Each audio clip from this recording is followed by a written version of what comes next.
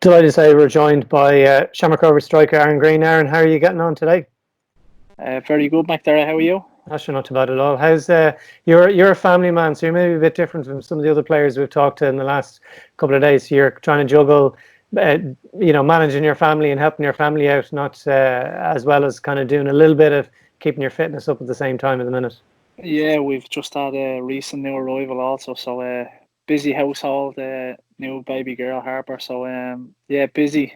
Jack is 10, so a lot of football work and a lot of homework, and my daughter Lily who's 8. So busy household, but it's great because you don't usually get to spend this time. Yeah, It's very surreal circumstances for everyone at this minute, and it would have been a busy schedule for us as a Shamrock Rovers player around yeah, this time of the month. So it's nice to spend a little bit of time at home.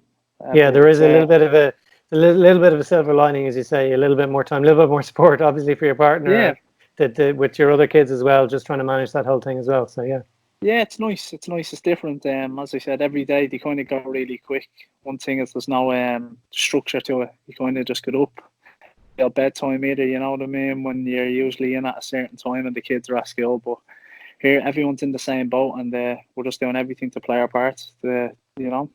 And you've a bit of a routine in that a bit of training that you've been doing either through Zoom and presumably you're out probably doing a little bit yourself as well. Yeah, we've been. We actually just started back today with Darren. So I think he wasn't happy because Pico was taking the reins for quite a while. But yeah, Darren had us all back in on the Zoom. We done the strength and conditioning class today. It was quite tough. So, and of course, my son, of course, with the academy. So he's gets homework 3 days a week. So I've been down with luckily where we live in Kilmarnock, there's a field down the bottom of the estate. So we've been he just has certain variation drills that us practice. So I've been doing that and with a bit of running. So as I said, it's nice just to get out of the house. As I said, just for the exercise, but it's probably the only time we do get out. But yeah, it's good. It's good. Just keep on top of it because we don't know when we're going to be back. You know. Yeah, like it's very much up in the air, so there's no point in speculating. So I might bring you back to the first game of this season, which was this weekend. The weather's really good. The weather at the start of the season was absolutely awful. That Saturday afternoon game, it looked like it mightn't, that match in Damon Park against Bohemians wouldn't be on. What were you kind of going into the game? Were you kind of aware that the fact that the game might be in jeopardy on the day? Yeah, I think a few of the lads were speaking about it on the bus. I'm not on social media, so they heard there was things coming in on Twitter maybe. So, but I think remember travelling to Roadstone because we get a bus across the Daily Mount, and I can remember the weather being quite bad. But I actually remember stepping out into the pitch. I think I walked out with Jack or something, and I remember going, "It's actually not that bad." The first 15 minutes were okay, but from there on in, it was just madness. But one that for me and anyway to get a late winner against Bowes on the first day of the season was a great way to start us off in the year. Yeah, because the pitch got really sticky. I'd say the pitch is really bad, kind of cutting up at the end. And but I think Rovers were the better team on the day. It's kind of a match you'd have kind of gone away with a scoreless draw and gone, well, that was just the conditions. But actually, as you say, it was a real kind of poacher's goal. You kind of Yeah. you were able to exploit just a mistake at the end, and Rovers kept going to get that 3 points on the day. No, I think definitely because over the last few years, I don't think we've won there in the league. I know we won there in the semi-final of the FAI Cup, but we haven't beat them in quite a number of years in the league. So it was great to get that one over on them, and for their fans to enjoy it. No matter if it was the first minute, 94th minute, if it hit off someone's backside, man, then it was nice. I got it, but set us up for a good start to the campaign, which we've gone on quite a good run until we've hit this. And were there good celebrations back in the dressing room that day? Probably after maybe you warmed up. Were you frozen at the Yeah, I end? think I think we were all like we were in a bunker or something. Just everyone just in their underwear, just hugging each other. It was quite warm. I don't think Darren's cool down went out the window. You have to enjoy them because they don't come around too often, and we've been on the backside of them over a quite number of years. So to go and win and the manner that we did, I love like looking back in it now, and you see I know the game wasn't televised and you see the terrible conditions. Just makes me laugh. It makes me remind probably going to watch my son play on a Sunday if the weather is not great and your shorts are black and just great scenes and as I said, a great way to start the season for us. And I think, as you said, McDarrett, I think we were really good on the day through very bad conditions, and we never stopped until we got the goal. So it was a great start to the season for us. And you mentioned the cup semi-final last year, and there were great celebrations at the end of that to get to cup final. You were on the score sheet that time as well. It was a real purple patch for you. I was having a look at the stats there. You scored 10 goals across 14 games, kind of between July, August, and September. You must have been really pleased, particularly with that personal, and then obviously helping the team do well in Europe and get to that cup final.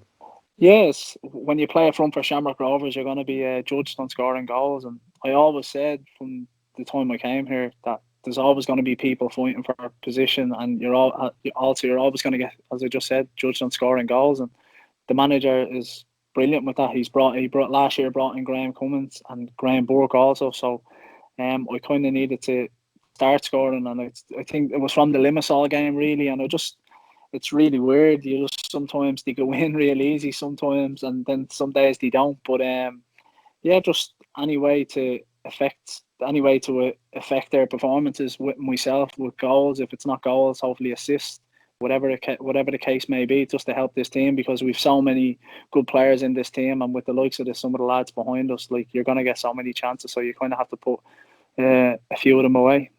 And that goal you got against Limassol and Cyprus, have you struck one as sweetly as that before? That absolutely arrowed into the top corner. No.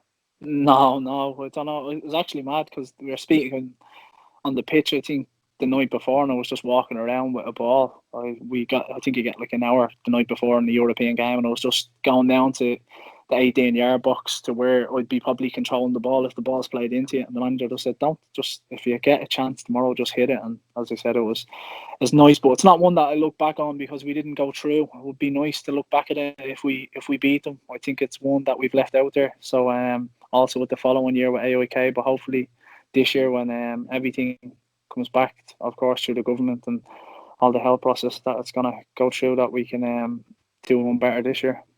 And just going back to the cup final, you had won medals before in the FA Cup final, I think with Sligo Rovers a couple of times. And, there were a few players in that dressing room who'd won trophies as well. Ronan Finn, Alan Manis, a couple of others as well. But there was a number of players within the Rover squad, who've had played a number of seasons with the club but hadn't won a trophy. How important do you think it is to be able to get over the line and actually get to win something like that, and hopefully spur you on to kick on and win more and for throughout the squad?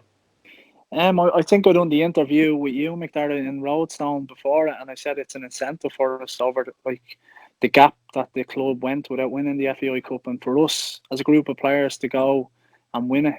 And to be honest, and I think any person who watched the game, never mind, let's say maybe not Dundalk fans, I think we were the better side in the day.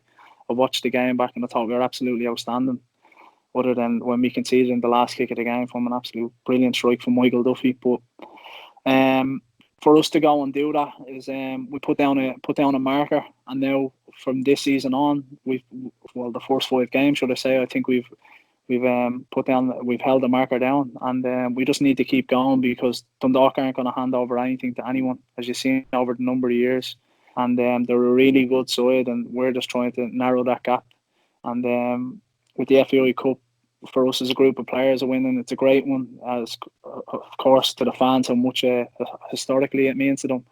But it was a really, really good day, and one that I won't forget for a long, long time. Right, Aaron, listen, thanks a million for your time. Really appreciate it, and take care. Just before I go, McDarrett, if you don't mind, could I say my deepest condolences to the Anthony McDonald family. Of course, everyone at Shamrock Rovers deeply saddened by his loss, and after the Dundalk game, me and Aaron McInnes done something with the junior hoops, and my thoughts and prayers are with his family and friends at this tragic time. And as I say, we've lost Shamrock Rovers, and everyone at the club has lost an absolute gentleman. So our thoughts and prayers are with his family at this difficult time. Much appreciated, Aaron. Thanks a million. Thanks, McDarrett. All the best. Take it easy. Take care. Thank you.